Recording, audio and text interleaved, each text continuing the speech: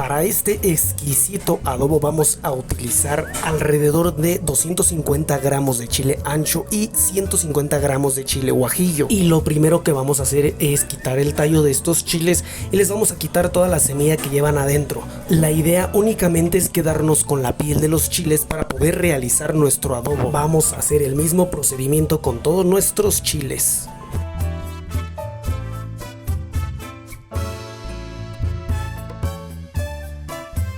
Ya que los tenemos completamente desvenados, los vamos a reservar en un bowl.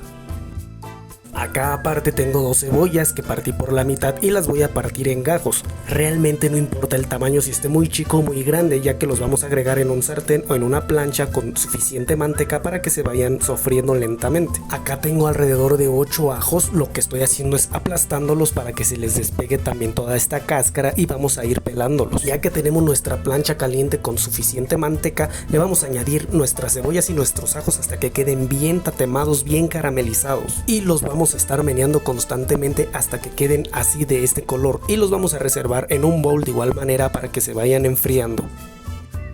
Por otro lado ya también tenemos nuestra plancha caliente con manteca y le vamos a ir añadiendo ahora nuestros chilitos. Estos no pasan más de un minuto en la plancha y tienes que estarlos meneando constantemente porque si no se te van a quemar y te van a amargar tu adobo. Ya que lo sacaste, lo vas a pasar ahora en una olla con agua caliente, de preferencia que esté hirviendo, para que se vayan hidratando y también se vayan cocinando perfectamente. Ya que los tienes todos adentro, ahora le vas a apagar a tu flama y ahí los vas a dejar para que se enfríen.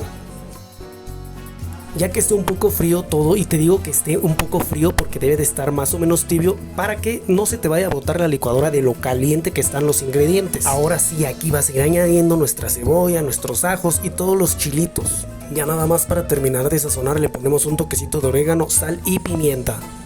Te vas ahora sí a licuar todo esto y lo vas a ir licuando poco a poco. Prendes y apagas porque está muy espeso y se te puede atorar o quemar la licuadora. Para ayudarte le puedes añadir el agua donde teníamos remojando los chiles. Vas a estar meneando con una cuchara y puedes seguir licuando hasta que tengas esta consistencia y todo quede bien molido.